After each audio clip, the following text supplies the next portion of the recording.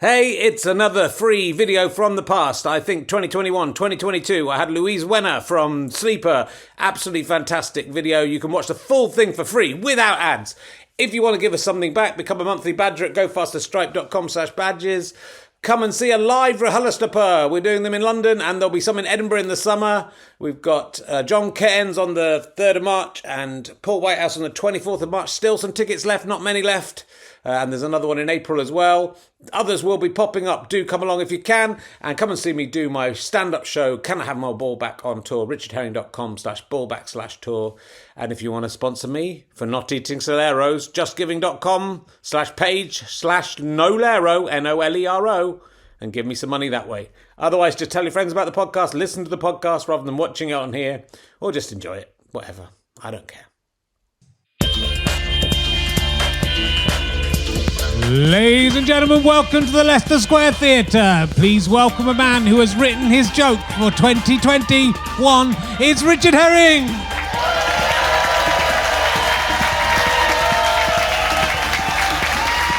you very much. Nearly forgot what year it was. Hello, my darlings. Hello, my fine friends. Thank you very much. Welcome to the Leicester Square Theatre. Welcome to another episode of Richard Herring's Leicester Square Theatre podcast. So I was hanging around with all the people currently queuing to buy petrol. This is being recorded in late September for people at home, so God knows what people are doing when the podcast actually comes out. Probably killing each other for oxygen. They call it RHLSTP anyway. Oh my goodness. I've written a proper joke. Wrote a joke. Barman, what's the deal with that triangle with sides of all different lengths? Who's in this pub every time I come in? Don't worry, he's a regular. You have to laugh, I've got cancer. I'm better now. But I've had it, so it doesn't go. Good, pretty pleased with that. Proper joke, isn't it? It's proper. I don't write many jokes, so, I've got to make the most of them. Give them out for free. Good. Look, there's lots been going on. I had a weird night, unsettled night of dreams last night. I had a dream where I was being. There was a very tiny rhinoceros, about as big as a rat. It came up to me, and then attacked me, really badly attacked me with its hooves, though, not its horn. And it was really hurting me, and I realised I was asleep, and I couldn't wake. I was going, I've got to wake up, and I couldn't wake up, and I woke up going, ah! And my wife going, oh God, are you all right? And I go, yeah, I've just been attacked by a tiny rhinoceros, which I don't think she was expecting from the level of anxiety. She has proper anxiety dreams. Yeah, I was being upset. Probably something to do with my balls, and it probably is. We've just in between the last time we were here, we've recorded the Champion of Champions Taskmaster.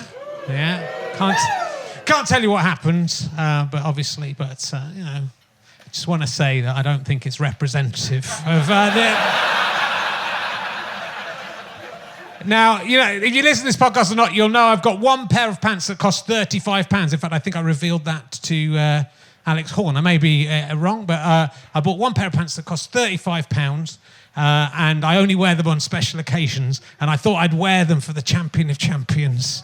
So I got them and put them on. And then it was only the day after I realised the pants I was wearing weren't my £35 pair of pants. I'd wear them I spent all this money on pants, I can't wear them, and I've forgotten what they look like, and I put on a completely different pair of pants. So whatever the result, when that comes up, you can work out whether the pants were magic or not. Who do you think? People don't seem to think I would win that. The Champion of Champions was between me, Lisa Tarbuck, Kerry Godliman, Lou Sanders, and Ed Gamble. And let's see who you think. Who thinks that Lisa Tarbuck won? Cheer now. Who thinks Kerry Godliman won? Cheer now. Who thinks Lou Sanders won? Cheer now. Who feels Ed Gamble won? Wow.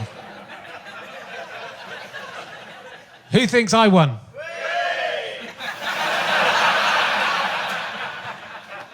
Well, that would be about my worst possible result. If Ed Gamble wins and I come last, that is the worst. We'll see. You have very little faith in me, you people. That's all I'm going to say. I'm still wearing my suit because I'm just wearing it while I can, before I get fat again. Inevitably get back. Hey, look, my book, Would You Rather, is probably, by the time you listen to this at home, out. Do go and buy that as a book, an audiobook, or an ebook. The audiobook's different than a book, so you can get both. And I'm running a half marathon for the hospitals that treated me in November. And if you would like to sponsor me for that, go to justgiving.com/monoball, which unbelievably, that hadn't been taken, that address. No one else. I was running for that. So that's all going all right. That's going okay. We'll see how that goes. And the other thing I was going to say was the other morning I inadvertently, not on purpose, I accidentally farted the 3 opening notes of Feed the Birds from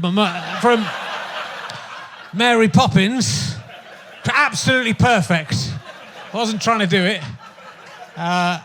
You know, like Paul McCartney dreamed yesterday, didn't he? Do you think any musicians have... Hey...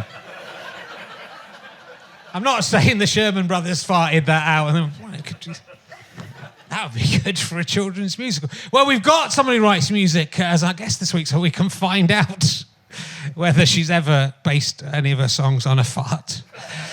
She is probably best known... I said I was going to treat her with the utmost respect after the terrible interview she had to go through in the 1990s in lad culture, and that's the first thing I'm going to talk to her about. Anyway, she's probably best known for playing a nagging girlfriend in a Jackie photo story. But what's she been doing since then? That's what we all want to know. Will you please welcome the fantastic Louise Wener, ladies and gentlemen? Hello, come in. Hello. Hi. Hello, how are you doing? I'm really good. How are you? Good. I'm really good as well. Thank you very much. It's absolutely delightful to see you. Have you ever been inspired by a fart? I feel that I haven't, but now that I should be. I've missed out clearly, and that will be the future. It must have happened for someone, right? Someone must have done that and then just thought, at least that's a middle 8 or something. Yeah. I mean, if it's that long, you've probably got problems. Are they that tonal though? I mean, are yours? Yeah. I don't know. Yeah. Well, there was the Petterman there was an act called the Petterman who used to fart tunes. And there's Mr. Methane, who's a current actor. Mr. Methane? Mr. Methane, who I think farts tunes. So it's like, this is Might in just D. do funny farts. This is in D sharp. Yeah. As you get older, it's just something you have to be slightly careful of. Yeah. It's not a career you can keep going. Tell us about... Longevity. Tell us about appearing in Jackie magazine. Do you remember being Oh my God. It was like the highlight. In some ways, still the highlight of my life. Good. Yeah, so I was like 14 maybe, and I went to a drama club, and they said, does anyone want to go and be in a Jackie? I was like, me, please. And I got to go and do that. And it was like, I mean, I read Jackie magazine all the time. I longed to be in that. And that's as good as it gets. It's pretty good. I think being in a Viz version of the Jackie, because Viz used to do it, and that was the only... Viz used to take the piss out of those. In fact, I once dated... I know backstage I made every question I asked you about myself, but I'm about to do it again now. I once dated 50 women in 50 days for a show I was doing. Okay. How did that go? One of those in Newcastle, one of the girl I dated had been in a photo story in Viz. Right. But she didn't want to see me again. That's she was too highfalutin. She was too highfalutin. So look, I've read your book, which your autobiography book. I know you're a novelist now, and you've written many novels. It's got 2 different titles. Your book. Yes. Which one do you prefer?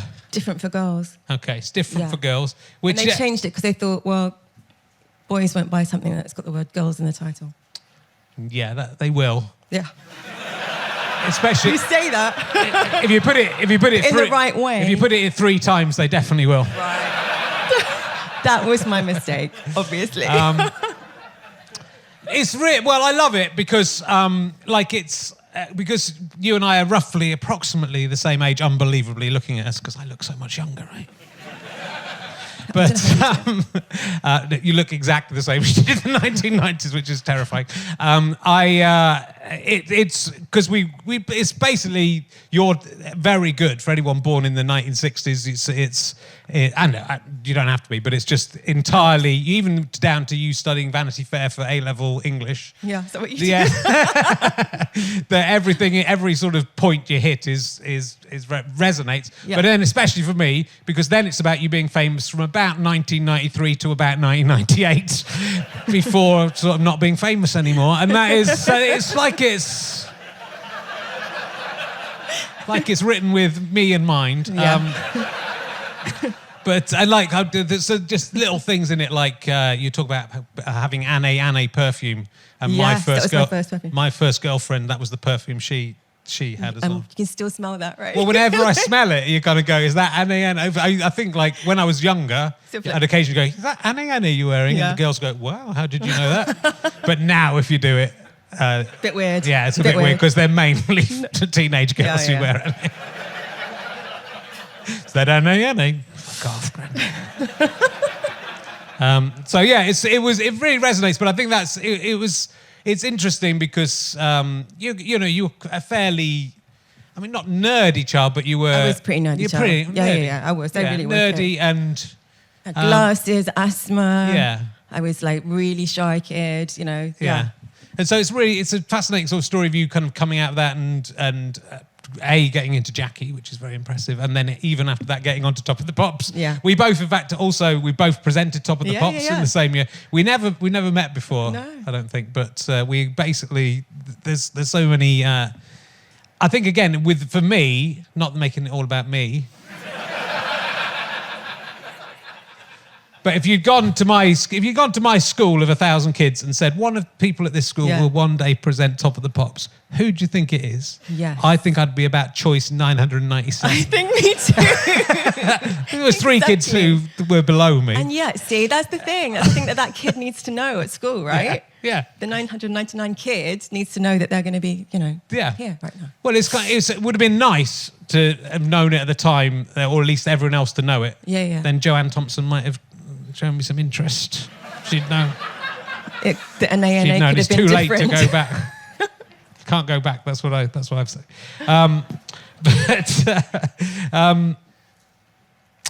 But yeah, look.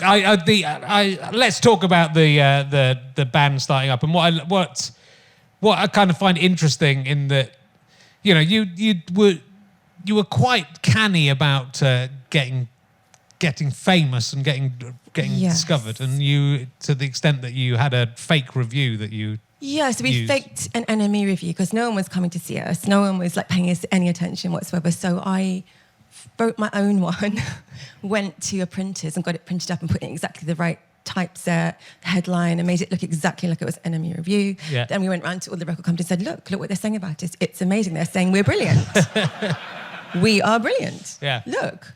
And it was we were talking about that before. It was just that kind of confidence that you sort of have when you're starting out. I think it was just, I would have done anything at that point to make it work, I think.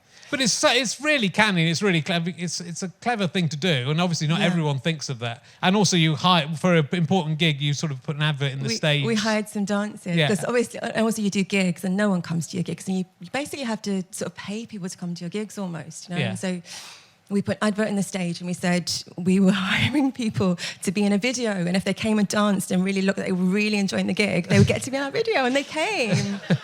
And I felt really bad, and yet not that bad because it helped. Yeah. It was good. And it did help, and it worked. So it's sort of interesting that's because without any direct connection to that world, and you've come from just. But I think it's partly because I came from sort of a pop background, because that's what I grew up with. I grew up with pop music. I wasn't an indie kid. I hadn't really read the NME or the Melody Maker or any of that stuff. I didn't care about that particularly. Yeah. So because I came from a different background, I was it was more of a sort of almost show busy, It was like I was into that sort of side of it. Yeah. So when I came into indie world, I didn't really know my way around it. I didn't know how you were meant to behave, and I found it quite weird. Yeah. And sort of odd, and it wasn't where I came from at all. But it's sort of so perceptive to spot a way through that and to. I mean, I think reading the book, obviously, you sort of signed your first contract without really thinking too much about what that might. That was a big mean. mistake. That was a mistake. That wasn't so canny. That was less canny. Yeah, but it thanks. sort of does. I mean, it does matter, but it sort of doesn't matter. Yeah, as well. it was just that we'd been trying for so long. It was like, just sign it. Yeah. Take it. Do it. Yeah, and so. How much? So you're saying you're sort of more interested. Was it more interested in being famous? You were interested. You were very into music, right? Hugely. It was everything. It was like it was just an escape from my growing up. My family. My family was fairly difficult. Actually, I don't write about much of that in the book because I didn't want to do that. But it was quite troubled actually, and it was an escape. So music was the way I got somewhere else, and I traveled to a different place, and I loved it. I loved everything about it. And it was the thing that sort of saved my teen years. So I loved music, but I also was really okay with the idea that you might be famous with it as well. I thought that would be the great thing. That would be the thing that sort of saved you and made everything wonderful. It isn't that at all. No. But that's what I thought. Yeah. Well, I think that's true of it. I mean, that's, again, that sort of things that resonates. I think like a lot of people think, because I think a lot of people, and it's sort of feeling in this book that you were bullied a bit at school. And, and so it is, you are feeling like if I get to this thing, then everyone will look up to me or wish they hadn't bullied me. I wanted to write songs. I wanted to be a songwriter, Sure. It was like, that was the thing. That was the thing that I loved. Yeah. No, it's a very interesting book in terms of that and going on. I thought also like compared because Sleeper have come back and which we'll talk about more and I sort of feel interesting. It's interesting listening back to that music and it still does stand up. The stuff from the 90s, it's great. Thank you. But the new stuff is a different kettle of fish, but also it's a more mature band, obviously. Yeah, very much. But it sort of feels like you write in the book about being influenced by the Jam and like Smithers Jones, that kind of song. Yeah. It feels like the early songs were like a looking at other people and criticising, doing stories about other people, whereas but I think it's funny that because we say it's critical, but it's not. It's just kind of that was what was around. Yeah, that's what's around you. It's just it's more sort of like it's observational rather than a critique of anything. Yeah, like I listen because I used to love the Jam, but also I love Ben Folds. But there's loads of songs that both those bands have done that are just basically look at these people doing proper jobs and aren't they they're all tied down and I'm free and I'm amazing, which when you're young I think you're right and think I'm being cool, and then you get to being in your 50s and go that's most my people. dad was Smithers Jones. That's kind of why it resonated. That's what he did. He got on the tube every single day with his same sandwich and his same in his bag. It was just like he'd have his Marmite and cheese sandwich every single day and he would leave at a certain time, come back at a certain time. It was regimented. Yeah, good sandwich though. Good sandwich. Cheese and Marmite, man. It's like, it's the bomb, isn't it, really? It is, some people. But then when we become older and, I know that being a musician and a comedian are still not those kind of proper jobs, but you do understand a bit more as a parent yourself. Yeah. That, but that's what I mean. I think the new music seems to be more grounded in your own personal experience. Yeah, I wanted to write about motherhood and all that kind of stuff because I don't think there's many songs about that, and I don't think there's many to deal with that experience and getting older and what that feels like within the context of being creative in this industry and all of that stuff felt much more interesting. Yeah, it's Marmite sandwiches, I guess. Well. You're definitely the best. I went to see Sleeper in, was it 2018? I think it was 2018, yeah. It's the best gig I've been to in the last 10 years. It's the only one I've been to. There's always a kicker. The book is interesting because it is for me because it is sort of this parallel life. But I was just so into comedy. So you were taping Top of the Pops with an audio player off the TV, and I was taping. Yeah. I was doing the same to comedy shows. So were you learning sketches? Were you kind of like sort of copying them and learning? Yeah, so I was a proper nerd, because I wasn't even into music. So at least you were cool and into music. And I was learning Monty Python sketches and Derek and Clive sketches. Yeah, that's pretty cool. I'd tape Kick Up the 80s, but only Rick Mayall's bit, because the rest was terrible. Yeah. I'd wait when you had a video as well. So you'd literally mute the just be ready to go for it. So it's it sort of is that same sort of journey that we went on. But let me ask you an emergency question while I stop floundering around. It's my own fault. And I wanted to ask you. There was one I wanted to ask you. I'm going to ask you one from the back first because I've written a couple down. Who is your favourite Steve? Steve. My God, I can't think of a Steve. Who's your favourite Steve? I think my favourite Steve... I'm going to go for Stevie Martin, who I recorded my audio book with for the moment. That's my first. Steve Coogan, it's all right? Well, I might have Stevie Wonder then. Only because when we did a TV thing on something called The White Room. I don't know if anyone remembers that, if you remember watching that. Yeah. And the whole all the electricity went down, and we were doing it with Stevie Wonder, and he just decided to do an impromptu acoustic gig for everyone just while we were waiting for it all to come back on, and we just sat there and had this private gig with Stevie Wonder. So that was pretty cool. Okay, that's better. So that's Steve. Better Steve Coogan. Steve Coogan once did an impression of Frank Spencer, but no one else. Do I get a prize or something? You do. Now, I did allude to this in my introduction, but it was with Sleeper. It was a very sexy band, right? I think it was a sexy band, but in the '90s, and the whole band and the look and everything of it was set, and there was one or two sexy songs. But I think the problem for you was that it sort of the '90s became this very laddish time, and what I think Sleeper you were doing was this. It was sexy, but it was sort of empowering for women, right? I think, in that it was a woman talking openly about enjoying sex.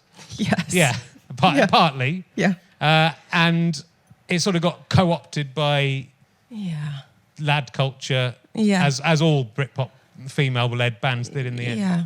And I never know how to answer this question or how to talk about it, because it's sort of like you continue that narrative. These questions are never asked of male artists. No. So it's like a man in a band is attractive. It's kind of a sexual performance. It's a sexy song. It just isn't an issue. It's just not something to talk about. It's just, well, of course, that's what you would do. But if you did that at that time in a band and you were a woman, it was just a different story. It was just like that was the headline. That was the thing you couldn't escape from. You did that once. That was the story forever. That was the thing that you was constantly talking about.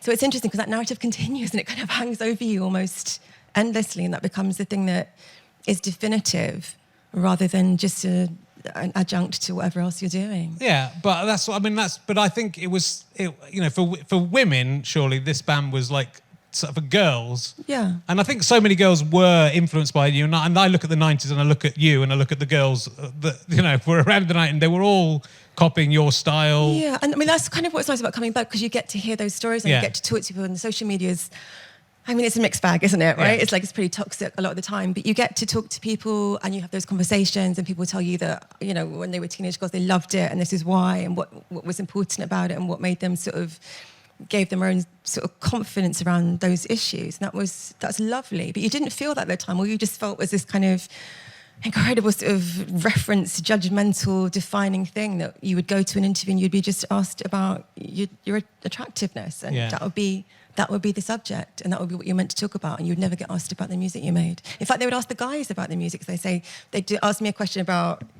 what I look like, and then they'd say to the guys, "Oh, how did you write that song?" Sure. That literally would happen. Yeah. So that was pretty strange. Yeah, well, it's and it's sort of through the 90s, I guess it sort of it became even more so. The Spice Girls were sort of the end result of someone realizing, oh, let's market that. Let's just make this for men, basically. Really, in a way. Do you think, looking back, because I look back at it and I go, that is, you were doing something that was so different than what had come before, and it was. Do you think, looking back, you overcome that unpleasantness, or was it just too much? Have I overcome it? Well, no. Do you think what you did makes it worthwhile, even if it was uncomfortable and unpleasant for you at the time? Yeah, I think all the women that were around at that time did amazing stuff, and I think they were pushing boundaries. I think they were kind of, it was a completely sort of new landscape, and I think they were doing things that were quite important. Yeah. And what I don't think is that most of them are given credit for it. And I think it's interesting that a lot of the women from that time completely dropped out, and they left, and they just walked away, and they thought, I've had enough of this. There's only so much of this I can sort of deal with. And they left music permanently, for a long time. Either they didn't come back at all, or they came back 20 years later like we did. Yeah. But lots of the guys had just carried on, breezed through it, and they sort of in and out. But it's interesting that a lot of those women were just kind of like, all right, this is not for me. And I think that's a shame.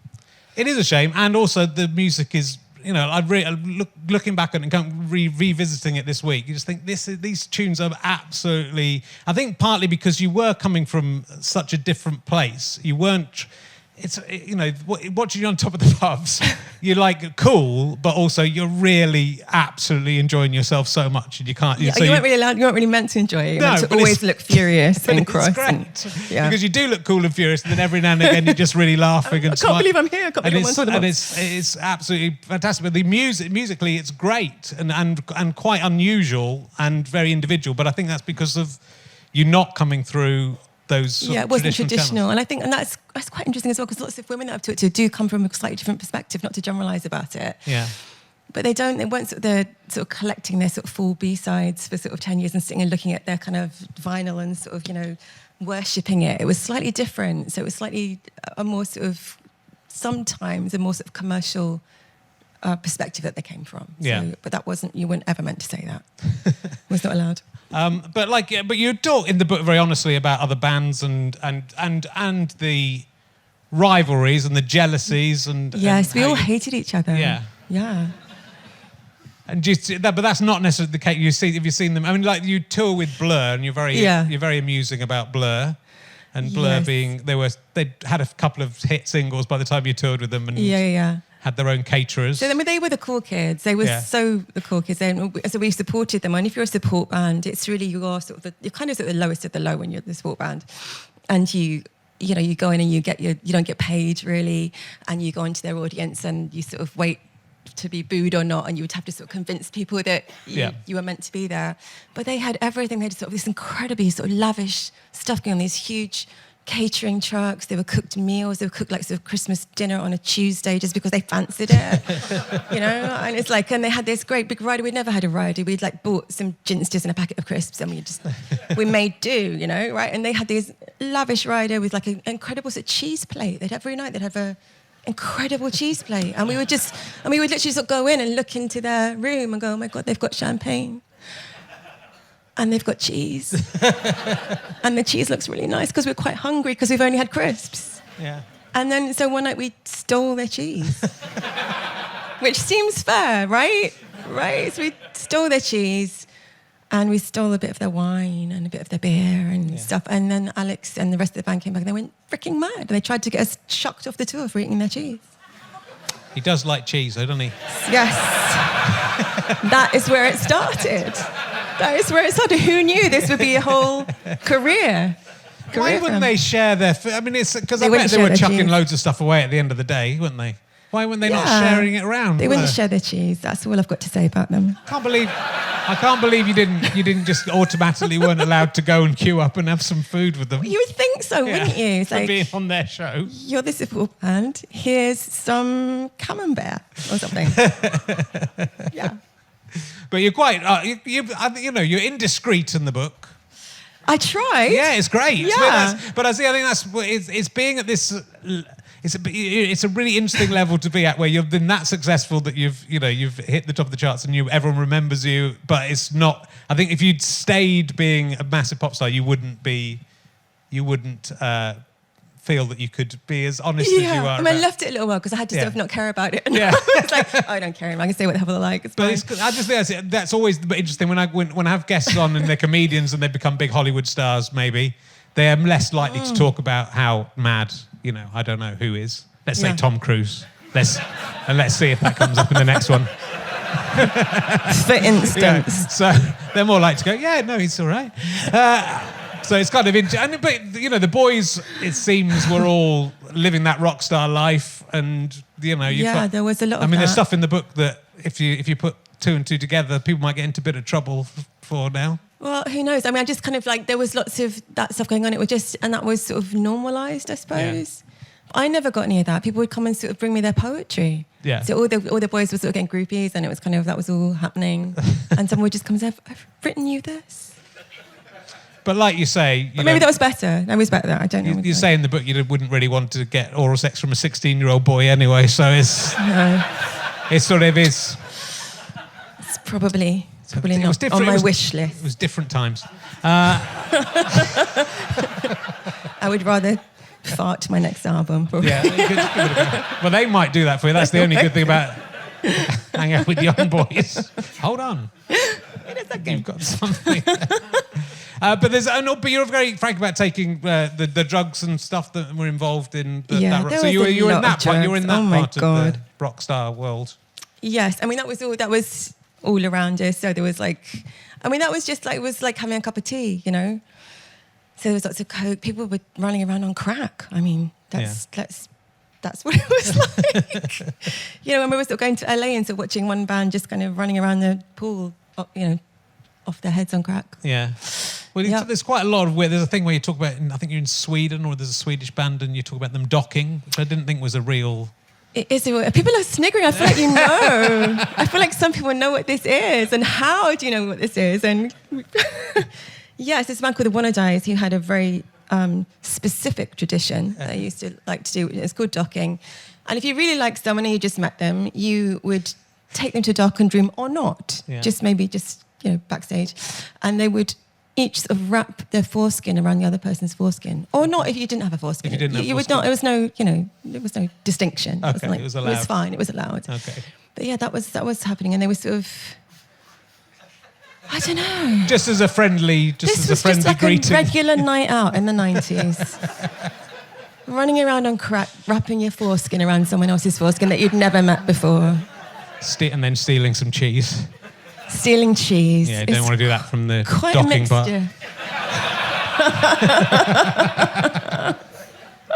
That's what it's all about. So, do you look back at it? I miss those days. Do you miss it? Richard. I mean, it sounds like fun to be. It sounds like you've almost had the perfect ride with it, in that you experienced the whole thing. Yeah. You know, the lows, and then getting bigger and bigger, and then, you know, and then getting out of it. Yes. But then coming back to it, which we'll talk about later. But it's the same with with comedy, you know, that you're the flavour of the month, and then they'll move on to the next thing. Yeah. And if you don't perform as well, so your second album didn't perform as well. And you kind of sort of know that going in some respects. You kind of think, well, what's our limit? What's our time? What's our time going to be? How long are we going to get? But then when it happens, you never expect it. Yeah. It's like, shit, the time is now. But also, you're very honest about, like, you're always looking up to the next thing, so you get gold discs, and you're worrying about platinum discs. Yeah, I think that's the weird thing about it, is how, oh God, so you're never satisfied. You know, the things that you thought you'd be satisfied straight away, you're on top of the pops, you're doing those things. Yeah. You're like, well, God, but we haven't got, you know, what's our midweek? Where are we at? Where are we gonna be in the charts? Where's our gold, platinum, etc. album? Yeah. What's the next thing? And you're always looking at who's doing better than you.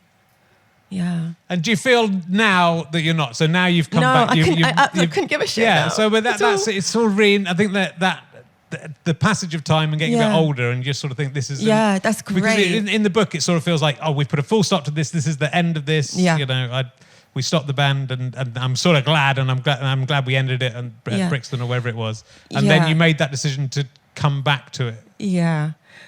And when you come back to it, it's like you're just not thinking about your position within it. Yeah. It's like, I'm doing this for the sheer fun of it, and if it isn't fun, then don't do it. And it's kind of, and that's all it's about, and that's really freeing. It's like, but I imagine it's like when you're doing your own thing. There's something very democratic about doing podcasts, because you have control of it. You decide how, when, what, and it's yours. Yeah. You're not waiting for someone to okay it and say, you know, allow you to do it. So there's none of that anymore. So it's kind of this thing you have control over, and it's just completely different. And was it always going to be that you wanted to write new music as well, rather than just? I mean, you are still doing the old music as well, but you've written two.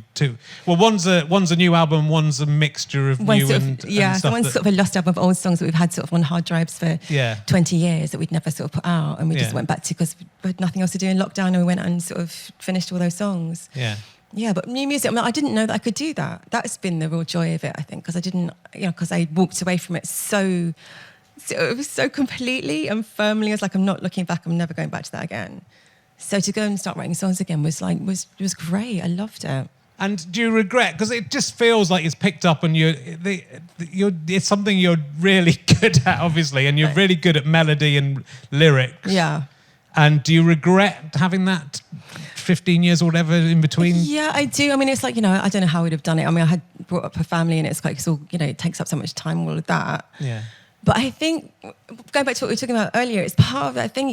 I didn't see myself as a songwriter because I hadn't sort of allowed myself. It's only as I've got older that I have the sort of confidence to say that about myself, that I'm a songwriter. I didn't say that. I was like, oh God, I'm sort of like, I'm in a band and, there's so much going on and everyone's calling me this, that and the other. And is that what I do? Is that what I am? So to call myself a musician, that's almost like going back in retrospect, it's given me the confidence to say that. Mm-hmm. And do you feel people are now taking you seriously? I don't know, but again, it's kind of, you finally get that sort of confidence comes back. Yeah. And you don't give a shit. Yeah. So at the same time, because you're not waiting for people to validate you in that way. And it was all about that. You had to see, it was always from someone else rather than from yourself. So now it's this is just what I do when I feel like it, because it feels good. Yeah. And that's right. It's quite nice. Yeah, it is very nice. Let me ask you this. Who is the most famous person that you've been in a lift with that you didn't get into the lift with? Rod Stewart. Yeah, I thought it might be Rod Stewart. You mentioned this in your book. Yeah. What happened? But did you get stuck in the lift with Rod Stewart? I'm not stuck in the sense that I couldn't think of anything to say to him. Right. It's like you're in a lift with Rod Stewart, and you have this compulsion. I don't know what you're like when you meet super famous people. Yeah. But you feel this compulsion that you ought to say something incredibly brilliant and witty and interesting. Offensive, that's what I go for, yeah.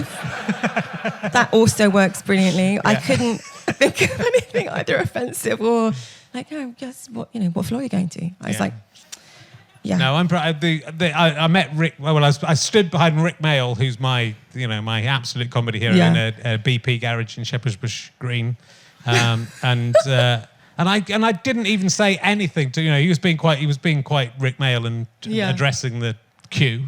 Yeah. And I was right behind him, and I didn't even go, oh, you just want to say, I think you're really good. And I really regret it. So I'm very, unless I'm drunk, which I wasn't because I was driving my car. Then I'm pretty bad at talking to anyone, which is a shame. What would you say to Rod Stewart if you? Don't you know what? In fairness, I don't think I had that much to say to Rod Stewart. No. What can I say? I'd say I don't blame myself. I don't overthink it. I'd say you've done very well, mate. You've done well for yourself. Given the limitations. You're shorter than I was expecting. Is it? Yeah. I mean, he's done incredibly well. I mean, he's not terrible, but.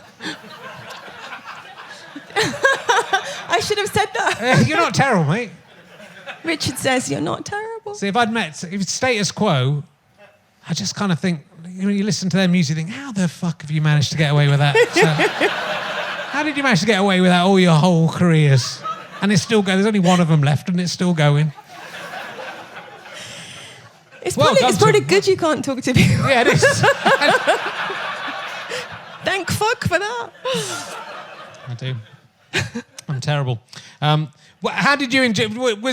Did Top of the Pops? Because obviously that was a big thing for you. Music was your thing, and being on Top of the Pops that first time. Yeah. Did it live up to their expectations? Well, you've done it. It's very ordinary, isn't it? Back there, it's kind of like this sort of Mrs. Miggins BBC canteen and tiny little corridors, breeze-built rooms.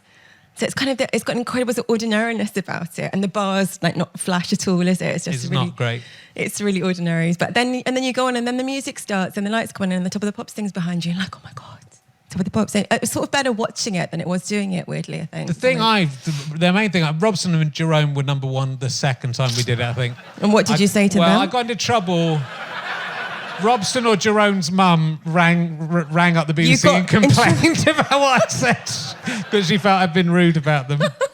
I can't remember what I said, but I remember that I did get a complaint from Robson or Jerome's mum. From the mum. This is the best thing. But my overarching memory of that is just how bad the girls all smelt.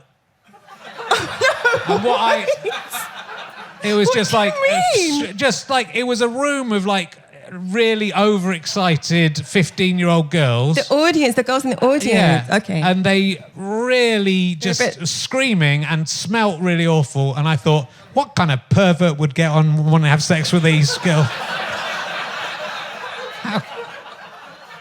How did Jimmy Savile, man? How did he do this? How did he overcome the disgust he must have felt? Just at the stink. It's awful. No links was going around. Not enough links. They were very, it was a weirdly scary.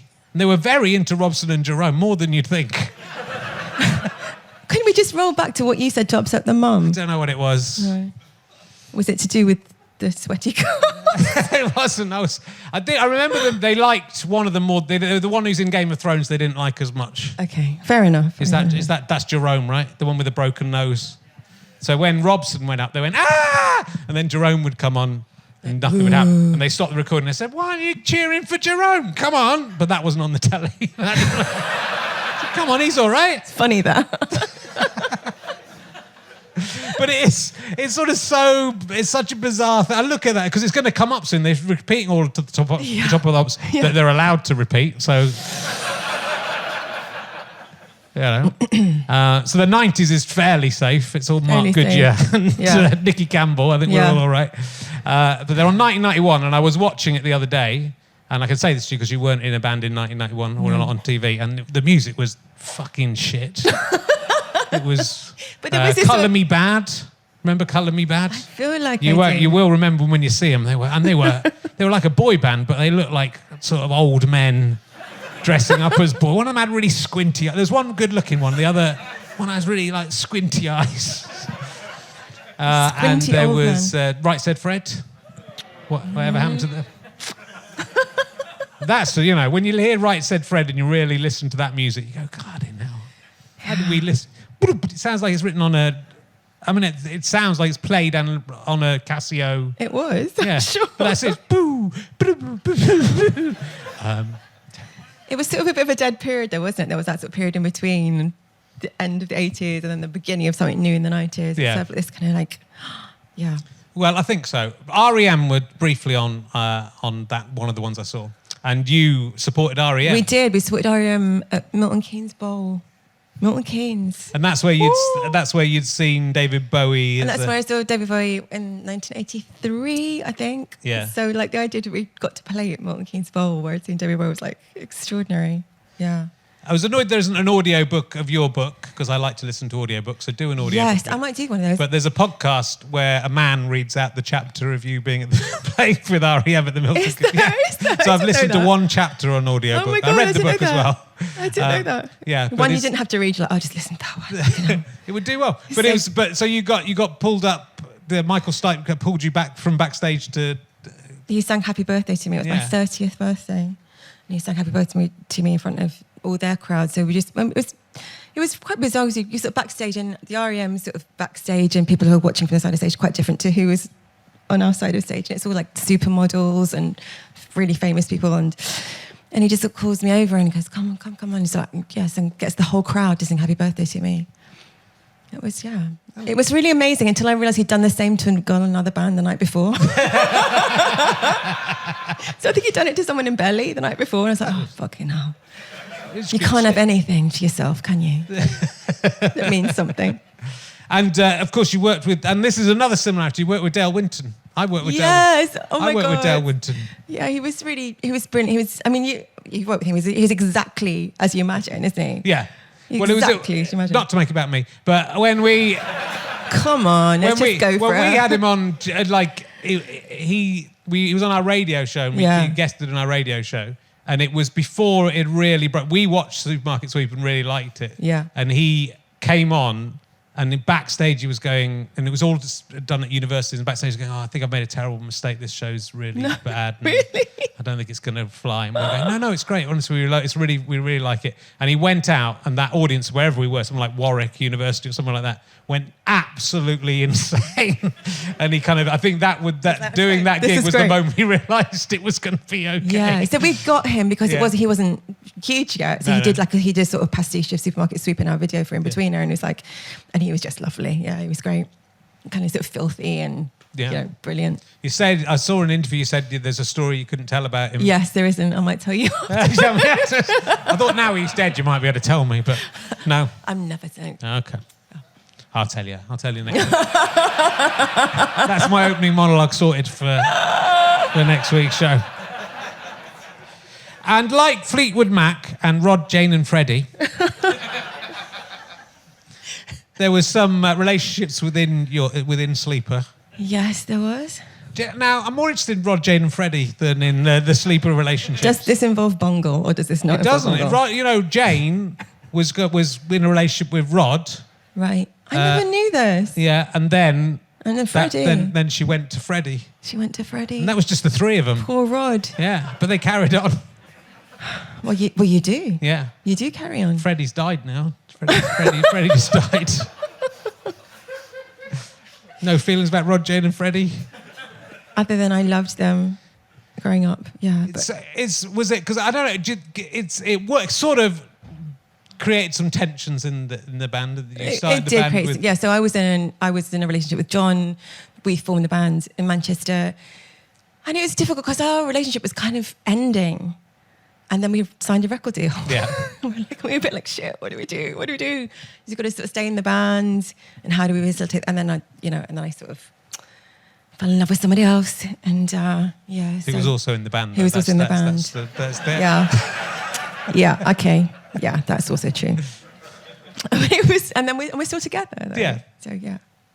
So that's a nice ending. Yeah, it is a nice Yeah. one, but not for John. No. But it's still pretty bad. Maybe it was, frankly. But do you think, well, I wonder whether if I'd had sex with people in my double acts, whether they might have gone a bit better.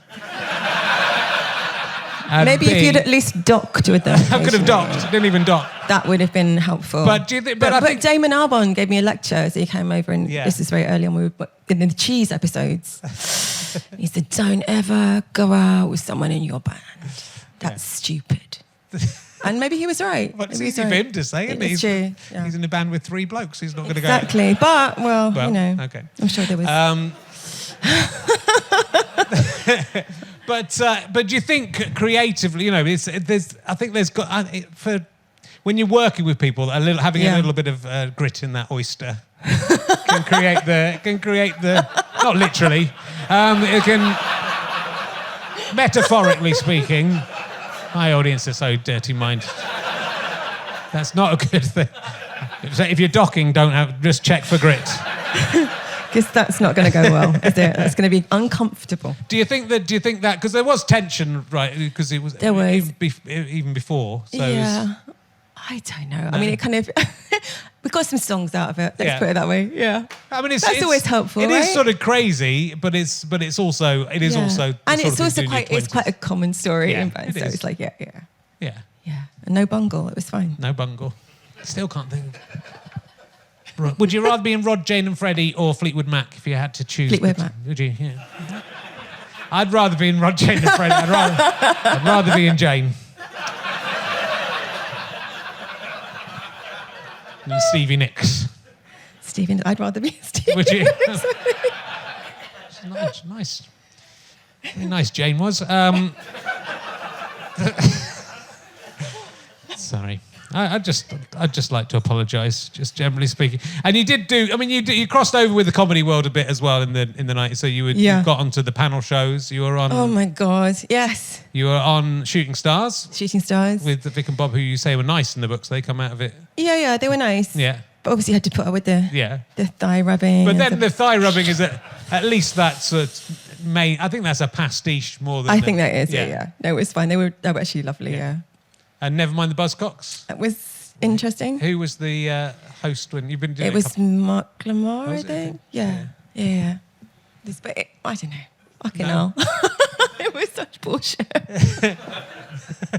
Well, it's hard with Buzzcocks going on as the musical. Yeah, I suppose what surprised me, and I don't know whether I haven't done any of that for years and years and years, obviously, but they write the jokes. Yeah. So someone comes to you backstage and they go, here are your jokes, and here are your things you're meant to say. And I was like, well, fuck that, I'm not saying those, that's a bit shit. And I just said quite random things, do you know what I mean? It's like, but I didn't know that's how it worked. I didn't know they got the guests on and they came, here are your list of jokes to say, and this is when Mark Lamar says this, you'll say this. It's like, Right. I didn't know that. No. Terrible. It's all artifice. It's all artifice, It's all isn't terrible artifice. You've given me my lines backstage, but you've given me the bungle line. Yeah. Should have worked harder on the script, shouldn't I? I wasn't going to say, but there you go. Do your homework, mate. Should have worked harder on my bits, I think. You've done very well. That's right. Well, you did. I know you've talked about this a lot, but you did with the stuff that you do after Sleeper finished. Was it really a solo album you were working on? But it was still or was it a Sleeper album you were working on? It was a solo album. Yeah. And we were doing it at George Michael's studio. Yeah. Yeah. So we were working with a couple of producers who were doing stuff with him.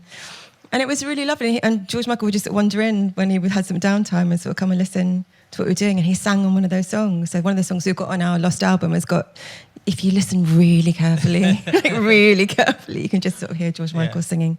Sort of and it sort of strikes me that you still kind of maintained your sort of feet on the ground, and when you met, having been such a big music fan and then getting to be alongside all these people. He was lovely. Yeah. He was absolutely gorgeous. And yeah, I think I stopped being sort of super impressed with people. I was just like, as soon as you sat down with someone for 5 minutes, it's kind of, it changes, doesn't it? Yeah.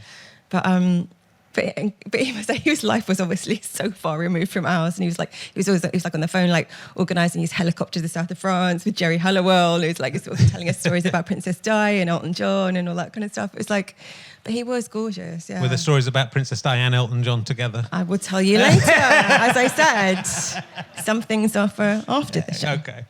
I'm amazed there's things you didn't put in the book. The book is so frank that I can't believe you sort of went, oh no, I'll hold back on that. Well, the lawyers look at it and they go, I can't do that. No, mate. But you can say all that. The lawyers let quite a lot through. And yeah. So I don't know who that is. That's fine. Princess I know. I've heard of her.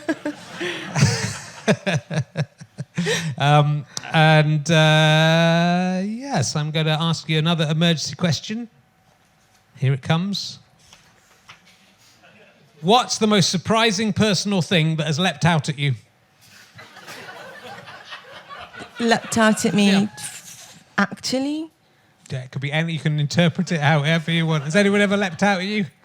I feel like there's not been much leaping. No. What kind of leaps? Well, it was like someone could have been hiding behind a bush and leapt out at you. No. There's not been any. Okay. There was. I'm trying to think of how I would answer it as you. How would you answer that? There was, you stole Paul McCartney's seat. That's nearly someone leaping out. You leapt out of Paul McCartney, almost. I did. I just thought I had nowhere to sit at the Q Awards. I couldn't find my spot. And I was like, I'll just sit next to Bob Geldof. That'll be fine. And then Paul McCartney comes along. He's like, actually, I think you're fine. I'm sitting there. It's like, okay, all right. I'll go back to my Jackie magazine. That's where I belong. And you stole Paula Yates's belt. Yes, yeah. So I had a Saturday job in Mothercare. Right. In the summer. Yeah. Just after I left school, and Paula Yates came in and she was making a program I think it was like some sort of about babies or something. I don't know. But she came in this incredible outfit, and she just came into our sort of like our canteen, our sort of staff canteen, and she had left this wardrobe. It was the first time I'd ever seen someone, sort of famous that brought in a wardrobe of clothing. And she was so cool. I just thought she was just the best thing. And she'd left all this amazing clothing in our staff canteen. And I was like, oh, I could just have one of those belts. Could I have just have Paula's belts? I did take Paula Yates' belt, took that home. But it didn't leap out at me. It sort of leapt into my hand without me quite expecting it to. Okay, that counts.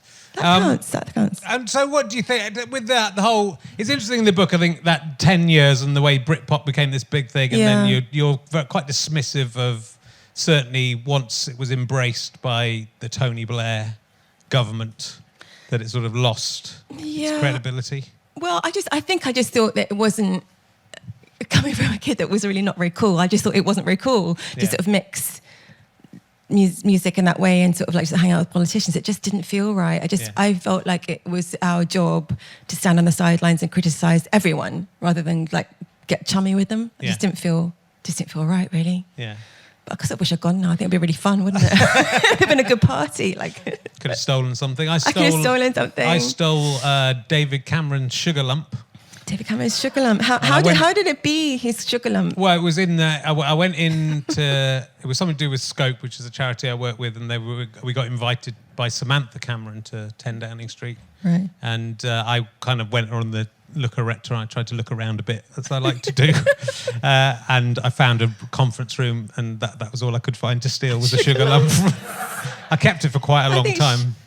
It didn't sort of melt. Right, it did eventually, yeah. Degraded eventually, as things do. Yeah, but no toilet roll or anything. Or no.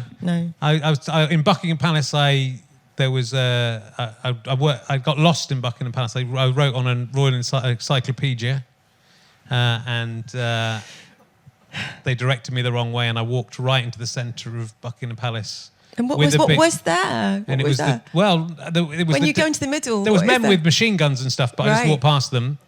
And it was also the day that all the G8 leaders were going to be meeting in Buckingham Palace, and I had a massive silver.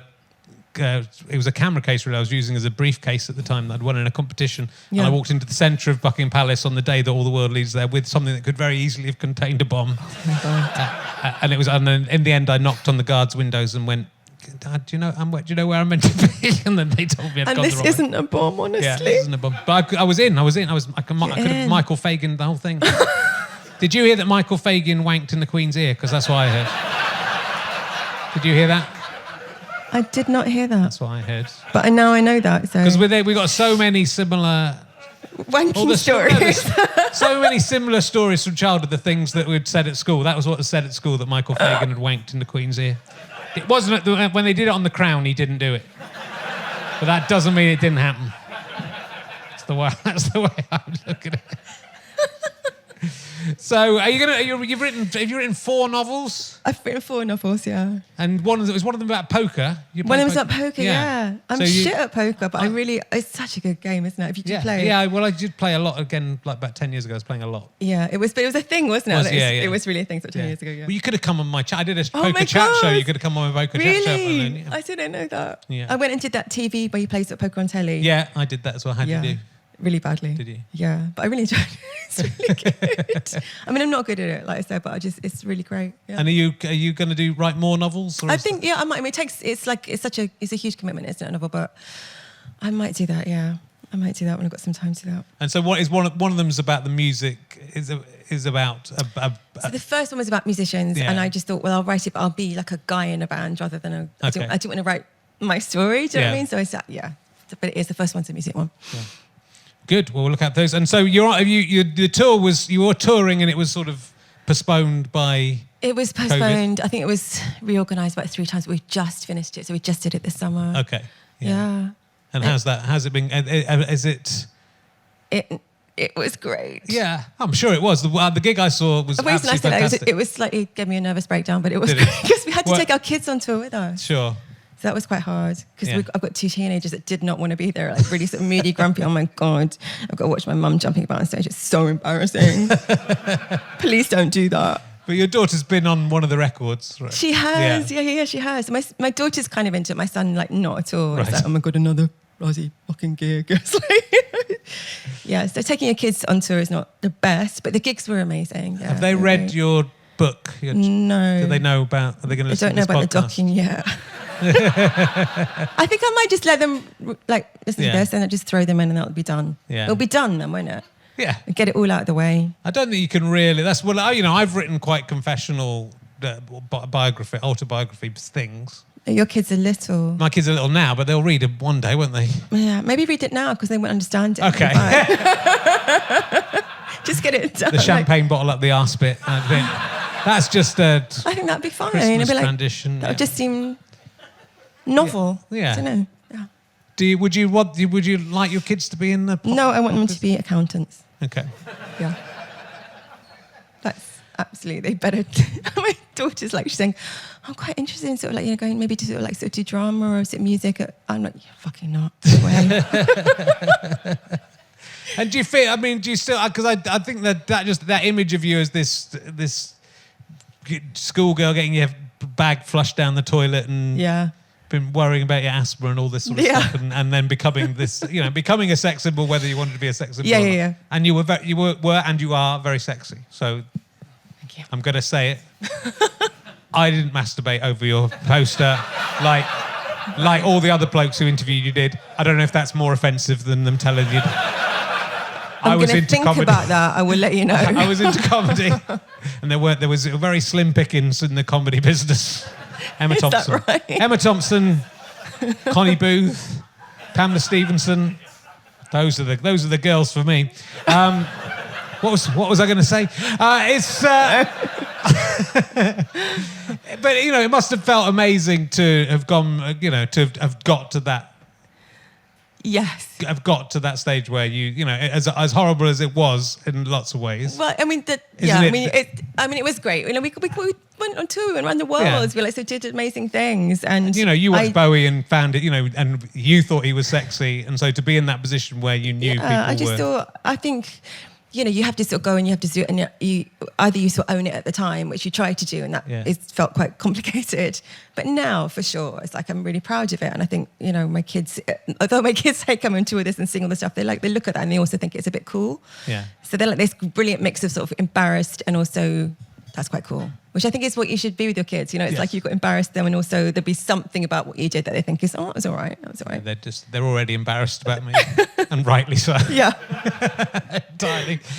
Look, the new stuff is fantastic. Do get the latest albums This Time Tomorrow and The Modern Age, but also listen to all the old stuff because it's fantastic. And I'm glad that you are appreciating yourself as a musician and a writer. Yeah, totally. Because you should. You're absolutely fantastic. And ladies and gentlemen, give a massive round of applause to fantastic Louise Wener. Thank you. Wener.